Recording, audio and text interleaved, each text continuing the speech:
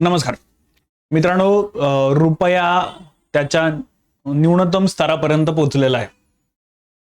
रुपया एवढा खाली कधीच गडगडलेला नव्हता जितका 4 डिसेंबरला तो गडगडलेला आहे, खाली पडलेला आहे. तर खूप साऱ्या न्यूजपेपरमध्ये याला कव्हर केलं गेलेलं आहे. रुपी हा 90.43 वरती पोहोचलेला आहे अगेन्स्ट US डॉलर. तुम्ही इकॉनॉमिक टाइम्सची पण ही न्यूज बघू शकतात की फार तो हेवी आउटफ्लोज जे डॉलरचे झालेले आहेत त्याच्यामुळे इम्पॅक्ट आहे. तर असा हा रुपया का गडगडलेला आहे, नेमका प्रॉब्लेम काय आलेला आहे? तर आपण जर हिस्ट्रीमध्ये गेलो तर 47ला जर आपण $1 घ्यायचा ठरला तर तो 4 रुपयाला मिळायचा. 2014ला तो 70 वरती जाऊन बसलाय, 22ला तो 80 वरती जाऊन बसलाय आणि आता आपण बघतोय 25ला तो ॲट इट्स लो तो 90 पर्यंत गेलेला आहे. मित्रांनो, हे नक्की काय झालं, कसं झालं, याचे इम्पॅक्ट काय इंडियन इकॉनॉमीवरती? चला आज डिटेल जाणून घेऊया. मी सौरभ, तुम्हा सगळ्यांचं फिजिक्स वालावरती मनापासून स्वागत.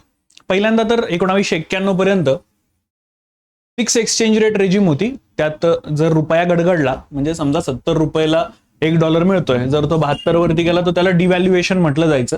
68 वरती आला तर त्याला रिव्हॅल्युएशन म्हटलं जायचं.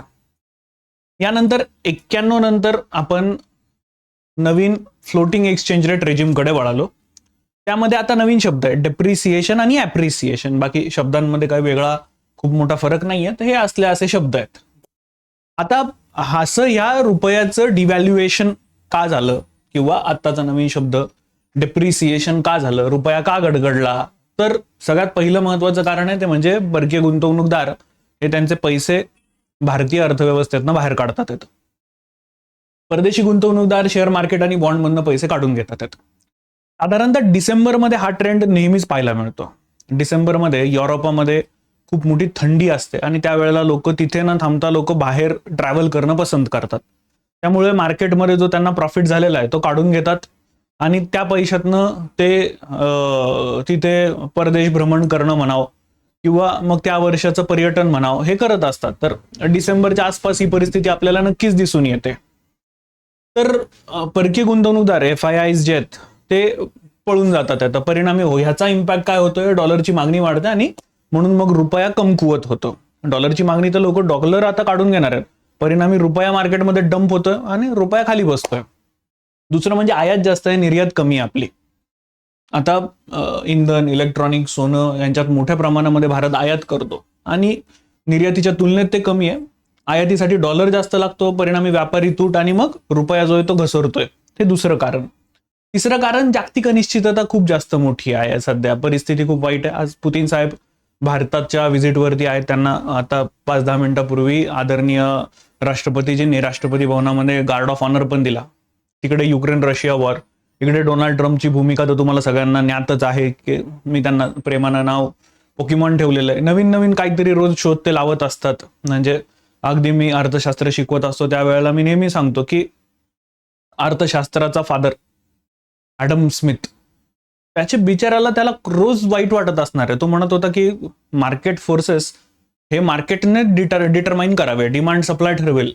पण डोनाल्ड ट्रम्प म्हणतात नाही, मार्केट आणि डिमांड सप्लाय कोण आहे? मी मी मी आहे, मी ठरवेन काय करायचं ते. त्याच्यामुळे एक जागतिक अनिश्चितता तयार झालेली आहे. युद्धस्थिती, सप्लाय चेनची समस्या. ही सप्लाय चेनची समस्या जी आहे ती कोविड नंतर मोठी जाणवायला लागलेली आहे. चायनाचं त्याच्यातलं धोरण खूप महत्वाचं. अशा वेळी लोक सुरक्षित चलन म्हणजे US डॉलर खरेदी करतात, परिणामी डॉलर मजबूत होतो आणि रुपया जो आहे तो कमजोर होतो. यानंतर पुढे आहे देशांतर्गत आर्थिक संकेत कमकुवत असणे, खरेदी कमी, उत्पादन क्षेत्र कमजोर असणे, वाढीव वेग मंदावणं. या सर्वांमुळे काय होतं तर गुंतवणूकदारांमधला आत्मविश्वास कमी होतो. याचा थेट परिणाम आपल्या रुपयावरती होत असतो. शिवाय कच्च्या तेलाच्या किमती या ज्या त्या आपण वाढतात, परिणामी त्याचा इम्पॅक्ट जो आहे तो इंडियन रुपीवरती डायरेक्ट होतो. शिवाय मला जे 6वं आणि खूप महत्वाचं कारण वाटतं ते म्हणजे अमेरिकेबरोबर एव्हाना आपला ट्रेड डील होणं, फायनलाइज होणं हे लिहिलेलं होतं. आपण म्हटलेलं पण होतं त्यांना की ऑटम पर्यंत आम्हाला डील करायची आहे. तर आता अमेरिकेबरोबर ही डील होणं हे साहजिक होतं, पण अजूनपर्यंत ती डील झालेली नाही आहे. परिणामी आपल्यावरती असे ते ढग आलेले आहेत की यार यांचं काय होतं, यांचं काय नाही होतंय. तर यामुळे जे गुंतवणूकदार आहेत त्यांच्यामध्ये नकारात्मक वातावरण आहे, परिणामी ते भारत सोडून जातात. आणि डॉलर ऑफकोर्स त्याला सुरक्षित चलन मानलं जातं, म्हणून लोक त्याला खरेदी करणं पसंत करतात. परिणामी रुपया जो आहे तो घसरतो. मग आता याचा भारतीय अर्थव्यवस्थेवरती काय परिणाम होतो, तर सगळ्यात महत्वाचं म्हणजे आयात महाग होते. आणि भारत आयातदार देश हे विसरता कामा नये. अगदी तुम्ही म्हणायला गेलात तर आपण सोन्यापासनं ते क्रूड ऑइल पर्यंत, इलेक्ट्रॉनिक गॅजेट्स, तुमच्या हातात असणारा मोबाईल फोन हा इंडियन मेड नाही आहे. तो अगदी सॅमसंग, नोकिया, तुम्ही काय ओप्पो, विवो घ्याल, हे भारतात फोन बनवत जरी असले तरी त्याचे स्पेअर पार्ट अजूनही बाहेरनच मागवतात. हे विसरता कामा नये. ऍपल त्याच्यामध्ये खूप चांगलं नाव, फॉक्सकॉननं जरी भारतामध्ये कंपनी टाकलेली असली तरी मेजॉरिटी पार्ट्स, मेजॉरिटी गोष्टी या अमेरिकेतनं आलेल्या आहेत. अगदी मशिनरी सुद्धा आता ऍपलचा आणि भारत सरकारचा वाद चाललेलाच आहे. ऍपलने फॉक्सकॉनला मशीन दिलेले आहेत, पण त्यात हे जॉईंट व्हेंचर मानलं जातं. भारत सरकारने ऍपलवरती मोठा टॅक्स लावलाय. ऍपल म्हणतं की हा टॅक्स तुम्ही आमच्यावरती का लादतात, तो बंद करा. भारतानं सुद्धा अमेरिकन कंपन्यांची एक गळा पकडून धरलेला आहे. आता पेट्रोल डिझेल महाग होतंय, वाहतूक खर्च त्याच्यामुळे वाढतोय. त्याच्यानंतर अन्नधान्य, भाजीपाला, दैनंदिन वस्तू या महाग होत चाललेल्या, इन्फ्लेशन त्याच्यामुळे वाढतंय. पण हा इम्पॅक्ट डायरेक्ट इकॉनॉमीवरती आता दिसत नाहीये. आता जस्ट काही मिनिटापूर्वीची न्यूज आहे की इन्फ्लेशन कर्ब करण्यामध्ये यश आलेलं आहे. त्याच्यामुळे मग आरबीआय रेपो रेट पण कमी करण्याचा विचार करतेय. सो आता ही न्यूज कदाचित मी व्हिडिओ रेकॉर्ड करतोय तर रिझर्व्ह बँक ऑफ इंडियाची मॉनिटरी पॉलिसी कमिटीची बैठक संपलेली असेल. त्यांनी कदाचित लवकरच काहीतरी डिक्लेअर पण करतील. पुढचं येते म्हणजे सरकारचं आयात बिल जो आहे ते वाढतंय. इम्पोर्ट बिल जर वाढलेलं असलं ना तर त्यावेळेला काय होतं की balance of payment, balance of trade यांच्यावरती निगेटिव्ह इम्पॅक्ट पडत असतात. परिणामी भारताची जी पत आहे ती खालावते. सरकारचा आर्थिक खर्च वाढतो, आर्थिक तूट, फिस्कल डेफिसिट याच्यामुळे वाढू शकतो. शिवाय उत्पादन खर्चात वाढ होते. इलेक्ट्रॉनिक्स, औषध उद्योग, ऑटोमोबाईल, केमिकल, मोबाईल उद्योग या सर्वांचा कच्चा माल भारत आयात करतो. रुपया कमी झाला की यांचा जो उत्पादन खर्च आहे तो वाढतो. परिणामी वस्तूंच्या किमती देखील आपल्याकडे वाढत असतात. यानंतर पुढचं म्हणजे परकीय गुंतवणूकदार, FDI आणि FPI हे आपल्याकडे कमी होत असतात. ते चलनाची जर स्थिती अस्थिर असेल ना, ते लोक थोडं वेट अँड वॉच करतात की नको नको आत्ता नको गुंतवायला बरं का, किंवा असलेलं ते पण काढून घ्या, जास्त लॉस नको व्हायला, थोडं थांबूनच घेऊया. परिणामी हे FPI बाहेर जातात, शेअर बाजारावरती दबाव वाढतो. परिणामी रोजगार आणि उद्योग यांच्यावरती परिस्थिती जी आहे ती ऑफकोर्स अनिश्चिततेची तयार होते. परदेशात शिक्षण किंवा प्रवासाचा जो खर्च आहे तो वाढतो. ऑफकोर्स जर आपण परदेशामध्ये ट्रॅव्हल करत असू तर तो ट्रॅव्हल करत असताना आपण सोबत डॉलर नेतो. $1 घेण्यासाठी आपल्याला जास्त रुपया द्यावा लागतोय. परिणामी आपला जो परदेश प्रवास आहे तो महाग होणार आहे. शिवाय काही विद्यार्थी भारतातनं शिक्षणासाठी सुद्धा बाहेर जातात, त्यांचं सुद्धा ते शिक्षण आहे ते महाग होतंय. विदेशी प्रवास महाग होतो. आयात केलेली इलेक्ट्रॉनिक, त्याच्यानंतर कार्स या सगळ्या महाग होतात.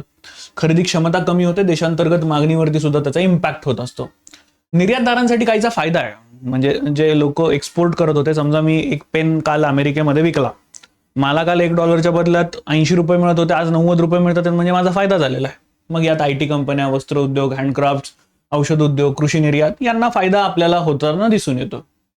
यात मित्रांनो बघा, आरबीआयवरती दबाव जो आहे तो वाढतो. रुपयाचा दर स्थिर ठेवणे. या वेळात रिझर्व्ह बँक ऑफ इंडिया अर्थव्यवस्थेमध्ये डॉलर डंप करतं. परिणामी डॉलर डंप केल्यामुळे डॉलरचा सप्लाय वाढतो आणि त्याच वेळेला रुपयाची खरेदी पण वाढते. परिणामी डॉलर डंप झाल्यामुळे डॉलर सुद्धा, आपल्या हातातला डॉलर कमी होतो आणि तो कमी झाल्यामुळे तुम्हाला दिसू शकतं की आपल्याकडचा फॉरेक्स पण कमी होतो. तर व्याजदर वाढवण्यासाठी रिझर्व्ह बँक ऑफ इंडियावरती दबाव होतो, पण ते आता ठीक आहे, आता रिझर्व्ह बँक ऑफ इंडिया त्या मोडला नाहीये, पण हे पॉसिबल इम्पॅक्ट होऊ शकतात. व्याजदर वाढले की कर्ज महाग होतात, उद्योगांवरती नकारात्मक परिणाम होतो, पण आता हा होताना दिसणार नाहीये, कारण आपल्याकडे जे इन्फ्लेशन रेट जे ते व्यवस्थित रिझर्व्ह बँक ऑफ इंडियाने कर्व करून ठेवलेले आहेत. तर आता एकदम संक्षेपमध्ये सांगायचं ठरलं तर भारतीय रुपया इतिहासातल्या नीचांकीवरती गेलेला आहे. $90.42-43 पर्यंत तो घसरलेला आहे. प्रमुख कारण परकीय गुंतवणुकीतील माघार, कमकुवत निर्यात, जागतिक आर्थिक दबाव, इंधन, परदेशी शिक्षण, इलेक्ट्रॉनिक्स, प्रवास यांचा खर्च वाढणार आहे. घसरण रोखण्यासाठी रिझर्व्ह बँक ऑफ इंडिया हस्तक्षेप करते, पण दबाव अजूनही कायम आहे. रुपया कमजोर झाल्यानं निर्यातदारांना फायदा होतो, पण महागाई वाढण्याचा धोका जरूर आहे. व्यापार संतुलन सुधारलं नाही किंवा अमेरिकेसोबत करार झाला नाही तर रुपया अजून घसरू शकतो, असं मोठ्या प्रमाणामध्ये जाणकारांचं म्हणणं देखील आहे. तुम्हाला या सगळ्यांवरती काय वाटतं हे मला नक्की कमेंट बॉक्समध्ये कळवा. अजूनही तुम्हाला कोणत्या गोष्टीवरती व्हिडिओ हवे असतील तर ते देखील नक्की सांगा. आणि तुम्हाला हा व्हिडिओ आवडलेला असेल तर तो आम्हाला खाली कमेंट बॉक्समध्ये पण नक्कीच कळवा. मी ते थांबतो. Thank you so much. जय हिंद.